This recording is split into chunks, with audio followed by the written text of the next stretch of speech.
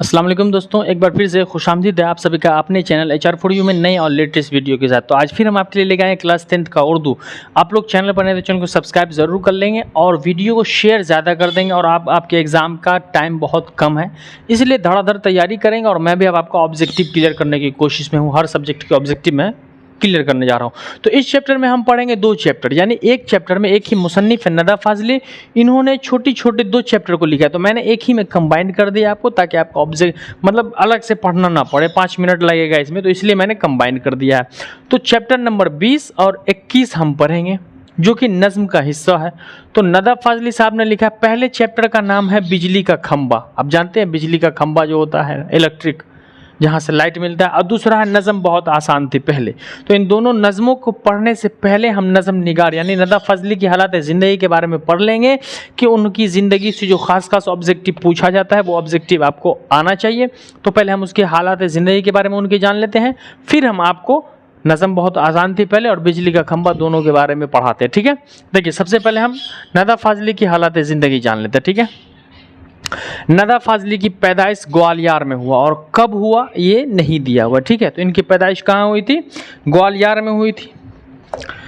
1964-65 में इनके वालिद, वालदा और बहनें पाकिस्तान कराची चले गए। यानी 1964-65 का जब वक्त आया तो इनके वालिद और वालदा जो थे वो कहाँ चले गए? पाकिस्तान यानी कराची चले गए। पाकिस्तान का एक छोटा सा हिस्सा है कराची, वहाँ चले गए। इनकी तालीम अच्छी खासी हुई, इन्होंने उर्दू और हिंदी में MA तक की तालीम हासिल की। कहाँ तक की?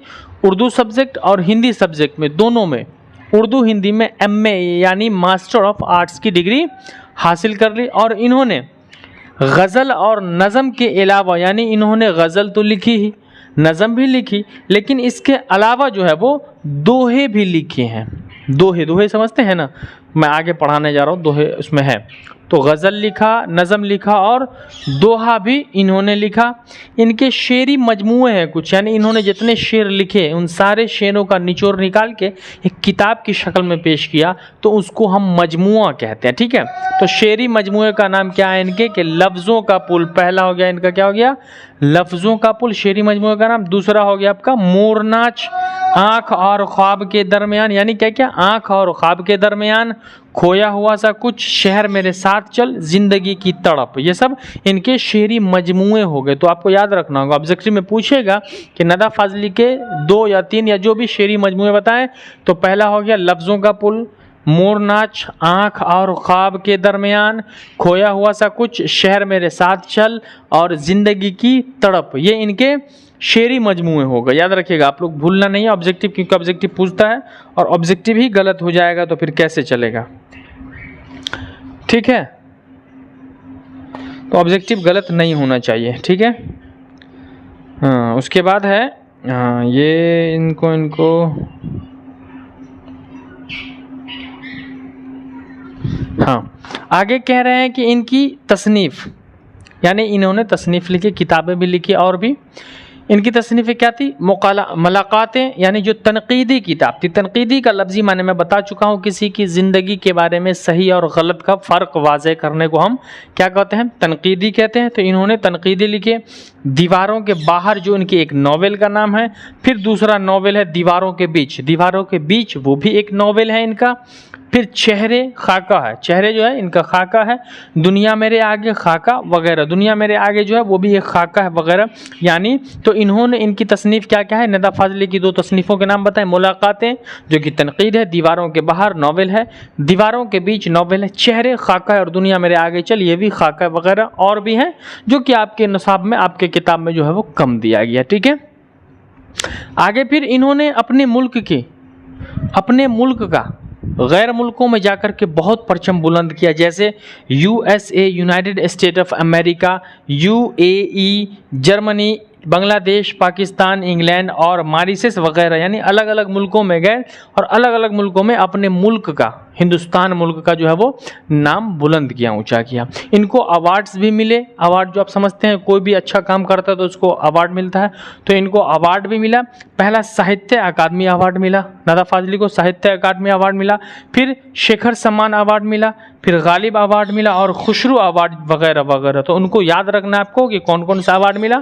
तो अवार्ड साहित्य अकादमी अवार्ड मिला, शेखर सम्मान, गालिब अवार्ड और खुशरू अवार्ड वगैरह, इस तरीके से कई अवार्ड नदा फाजली को मिला। तो ये था नदा फाजली की हालात ज़िंदगी, जो कि आपके लिए बहुत इंपॉर्टेंट है। तो आप जल्दी से स्क्रीनशॉट ले लें या फिर मेरे पढ़ाते समय आपने नोट कर लिया होगा। चलिए अब हम आपको पढ़ाएंगे कि बिजली का खंभा क्या है, और फिर नज़म बहुत आसान थी पहले, तो अलग अलग हिस्सों में बांटा गया है। 2 नज़म है ये, तो मैं 2 नज़मों को आपको एक में ही जोड़ करके पढ़ा देता हूं, आपका पूरा का पूरा ऑब्जेक्टिव भी क्लियर हो जाएगा। चलिए उसके लिए हम आपका किताब ले लेते हैं और हम पढ़ना शुरू करते हैं।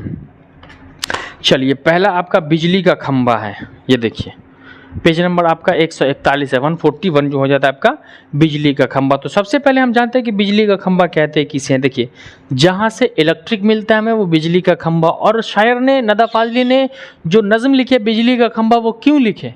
तो उन्होंने बिजली का खंभा जो लिखा है वो अभी ज़माने जदीद से ज़माने कदीम को मवाजना करना चाहते हैं कि पहले क्या था और अब क्या है।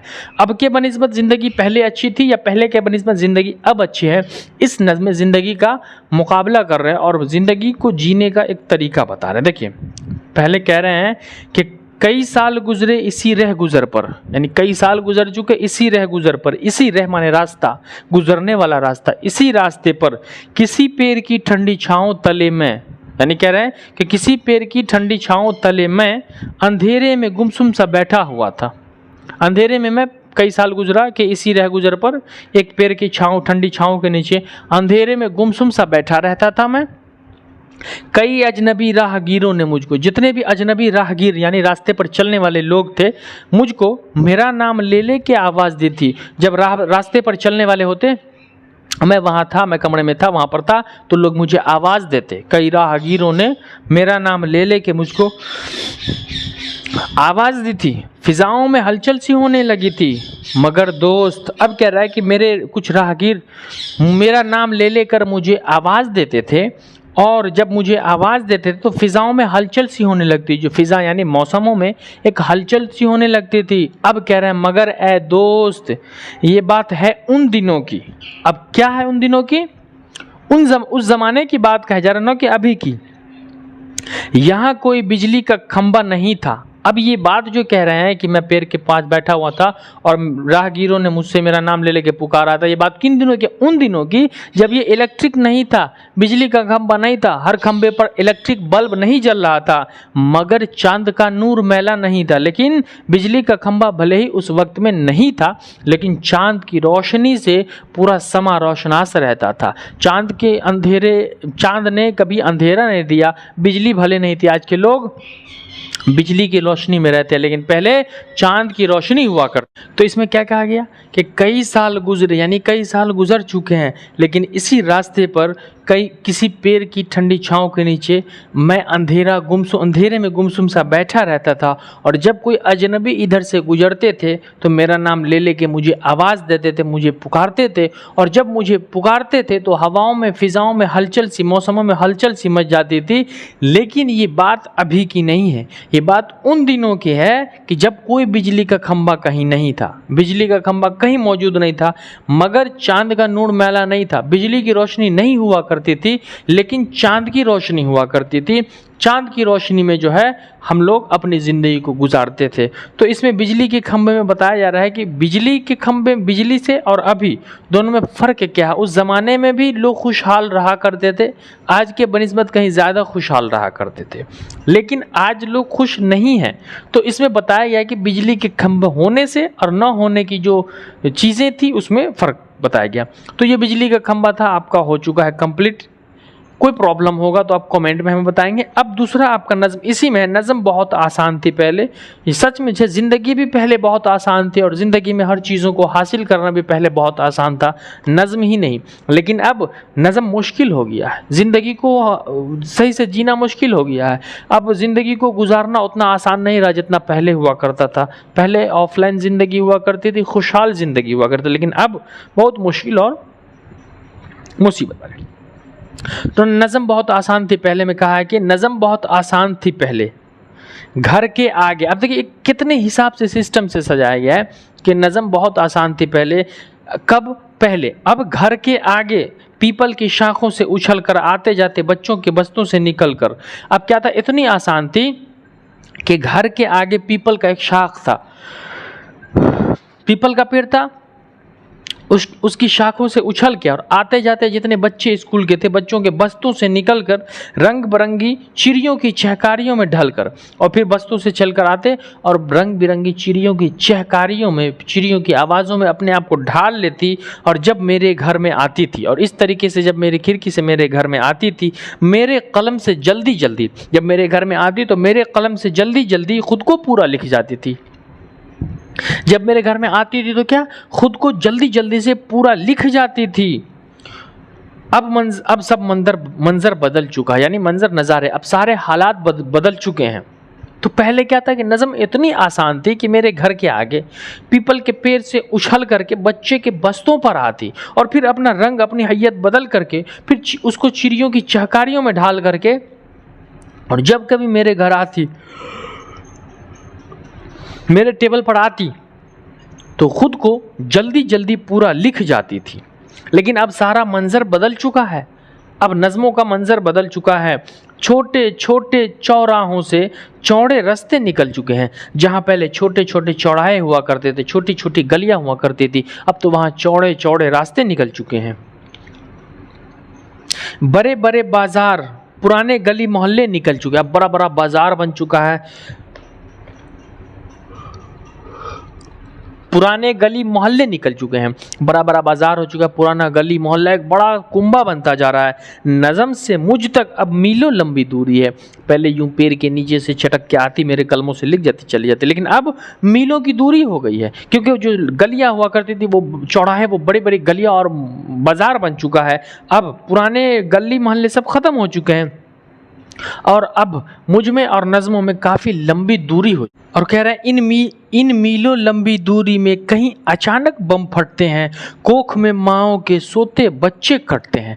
ये नज़्म, भले ही आपको लग रहा होगा कि नज़्म के बारे में कहा जा रहा है, लेकिन ये मुद्दा कहीं और ले जाया जा रहा है, ये नज़्म की बातें नहीं है। शायर इसमें दूसरी चीज़ों को हमारे सामने लाने का, यानी अब नज़्म में इतनी दूरी है कि मीलों लंबी दूरी है और कहीं अचानक बम फटते हैं, और बम जो फटते हैं वो कोख में माओ के सोते बच्चे कट जाते हैं। मज़हब और सियासत मिलकर नए नए नारे रटते हैं, और मज़हब सियासत मिलकर नए नए नारे रटते हैं। जैसे आज देखोगे हिंदुस्तान में ज़्यादातर लड़ाई वो होती है, किन चीज़ों की होती है? मज़हब में।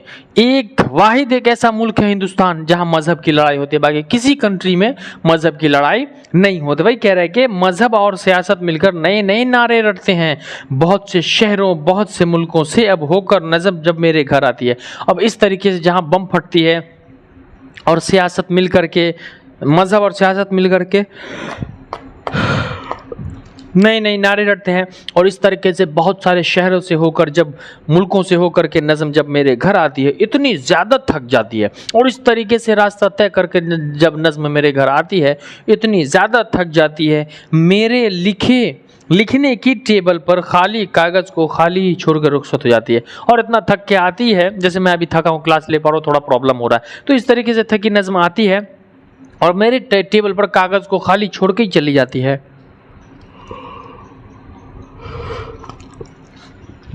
और किसी फुटपाथ पे जाकर, फुटपाथ समझते हो, रास्ते के साइड में चलने वाला रास्ता होता है, और किसी फुटपाथ पे जाकर शहर के सबसे बूढ़े शहरी की पलकों पर आंसू बनकर सो जाती है। और कहीं फुटपाथ पर जाकर के शहर का कोई बूढ़ा शहरी होता है, उसके आंखों पर आंसू बन के सो जाती है और गिर जाती है। नज़म बहुत आसान थी पहले, यानी पहले नज़म आसान थी। तो दो नज़म मैंने आपको पढ़ा दिया था कि इस नज़म में क्या है कि शोरा ने जिन लोगों ने एतबार हासिल किया, उर्दू नज़म में अपनी छाप छोड़ दी। ठीक है, ज़ेर नसाब बिजली का खंबा जो है वो आज़ाद नज़म। इस नज़म में शायर साइंसी इजादात पर रोशनी डालते हैं, यानी कि पहले बिजली नहीं था, चांद की रोशनी थी, तो आज टेक्नोलॉजी बढ़ा है, तो पहले नज़म में टेक्नोलॉजी पर, साइंस की जो इजाद हुई है उस पर हकीकत को, हमें हकीकत से रूबरू कराते हैं। दूसरे में शायर ने नज़्म को फ़नी उरूज में ज़वाल बयान किया और इशारती बयान इस्तेमाल करते हुए शायर ने कहा है कि इब्तिदाई नज़्म में कहना निस्बतन ज़्यादा आसान है। अदब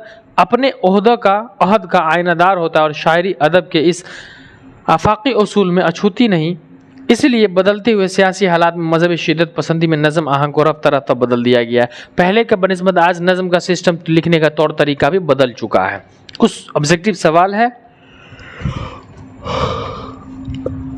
वो भी आपका क्लियर हो जाएगा। पहला सवाल, नदा फाजली कहाँ पैदा हुए? तो नज़म फाजली जो नदा फाजली पैदा जो हुए ग्वालियर में पैदा हुए। नदा फाजली की कौन कौन से अवार्ड मिले? तो यहाँ आप देख सकते हैं अवार्ड साहित्य अकादमी अवार्ड, शेखर समान गालिब अवार्ड और खुशरू अवार्ड जैसे अवार्ड मिले। सवाल नंबर 3, नदा फाजली ने मशरिक मगरिब के किन किन मुल्कों में हिंदुस्तानी अदबियों की नुमाइंदगी की है? तो यहाँ लिखा हुआ है, देखिए USA, UAE, Germany, Bangladesh, Pakistan, England और मॉरिशस वगैरह अलग अलग मुल्कों में जाकर के यहाँ की नुमाइंदगी की है। नदा फाजली के 3 शेरी मजमुओं का नाम बताइए। नदा फाजली के 3 शेरी मजमुए, तो आप यहाँ पर देख सकते हैं शेरी मजमुए, लफ्जों का पुल, मोर नाच, आंख और ख्वाब के दरमियान, खोया हुआ सा कुछ, शहर मेरे साथ चल और जिंदगी की तड़प वगैरह जो है इनकी शेरी मजमूए हैं। नदा फाजली ने समाज के किस तबके के मसाइल को अपनी नज़मों में उभारा है? इन्होंने समाज के किस तबके